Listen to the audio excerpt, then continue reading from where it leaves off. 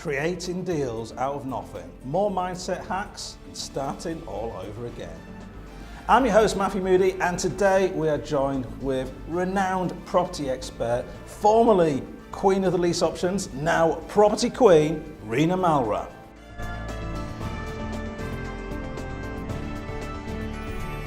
So Reena is a good friend of mine that I've known for nigh on a decade and often speaks on our stages and has a mine of information to give. And what she's particularly known for is doing creative deals, generally through lease options, to make her and her mentees thousands and thousands of pounds. So watch closely to what she's got to say, because she's got some golden nuggets in these interviews that we conducted with her at the HMO and Rent to Rent Expo back in April. Stay tuned. Now, if you haven't yet subscribed, then what are you waiting for? Subscribe on the link below. So, Reena, welcome. Thank you. So we're in the middle of Westminster right now, just doing an event on HMOs and Rent to Rent, and fantastic you could make it along and obviously chat to us about your passion, which is creating deals out of thin air. So why do you think it is that a lot of people understand that there's the possibility of creating deals? They maybe even know the mechanics of doing it, but they don't actually do it. Why do you think that is?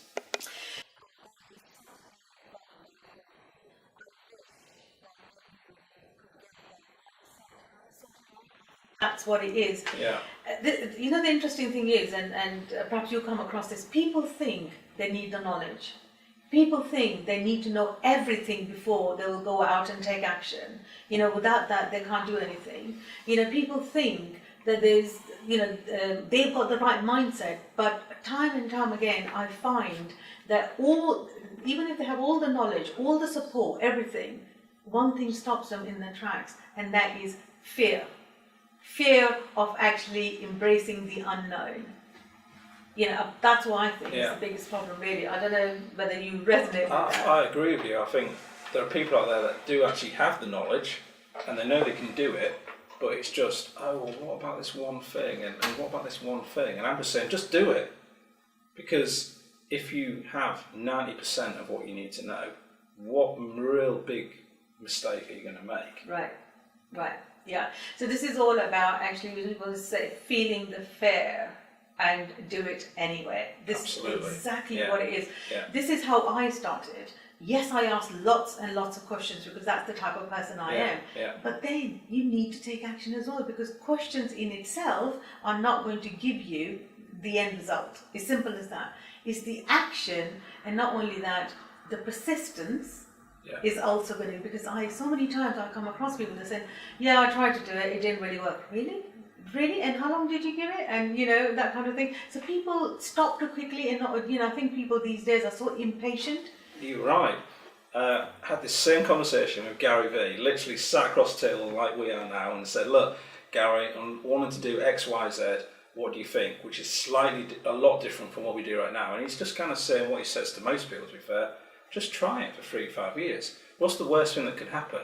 3 to 5 years later, you've tried it, and it's either worked and it hasn't worked. And if it hasn't worked, you still have all that experience of doing it, so you'll have learned all that stuff anyhow. And if it has worked, then you might be in a really good position. But people don't seem to understand the fact that you have to take action. That's right. So why do you think it is that we speak a lot, we see people come in and go in, and we often see the same faces? Why do you think it is that the same people seem to come back and back and back, but don't do anything? Same thing. And one of the biggest things is because that's exactly what I've come across. Even today, when I was presenting, a few people said, "Oh, Reena, hello," and I'm recognizing those faces, and I'm just saying, "So how are you getting on?" "Oh, I have a confession to make. I haven't really started yet." "And what is stopping you?" "Well, I don't really know." Well, do something. So, you've got the basic knowledge, haven't you? So have you actually gone out and done something? No, not really. So why not? So I just think people are going round and round in circles. And I think sometimes I do think they're looking for this magic pill. it's about, okay, somebody's going to give me a magic pill one of these days and something is going to happen instantaneously. Yeah. It doesn't happen. Yeah. You have to go out, you have to go through the highs and lows sometime, to actually, what they say about kiss few frogs to find your prince. Definitely. It has to happen. You have to be in the trenches. You have to be able to go out there and do the job, in order to be successful. I didn't do the easy way. Yes, I went out and learned the same way other people are learning. But then in the end, I took the jump. I went in it and I did it. Did I make mistakes? Absolutely. And I learned from those mistakes. And this is why I talk about now that yes, if you want shortcut, absolutely.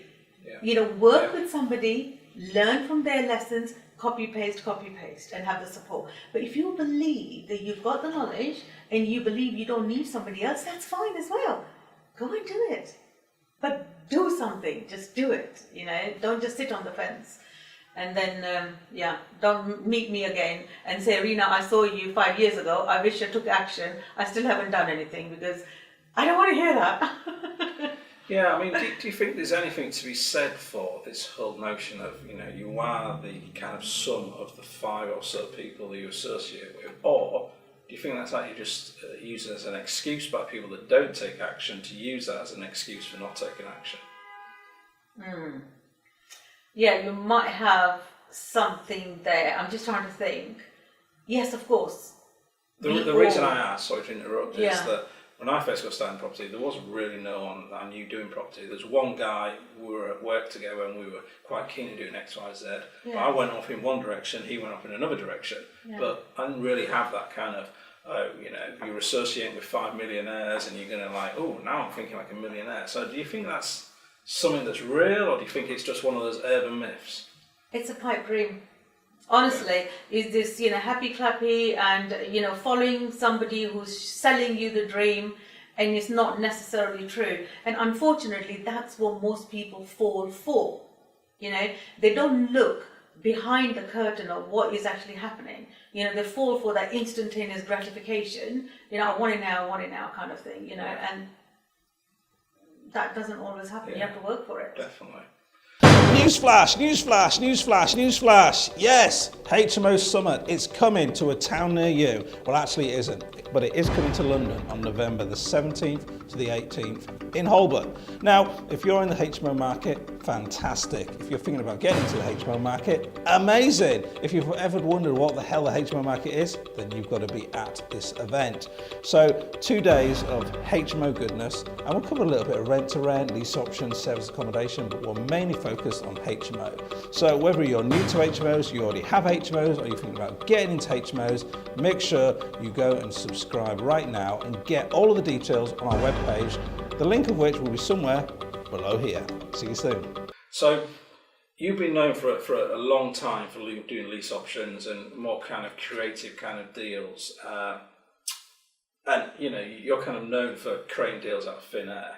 So when you're kind of approaching a deal, what's your kind of mindset that you think differs you from maybe, say, a traditional investor who's going to maybe just focus and go down that kind of same kind of path that you think gives you that kind of edge from a kind of creative perspective, or even creating a deal which isn't a deal? Yeah, no, absolutely.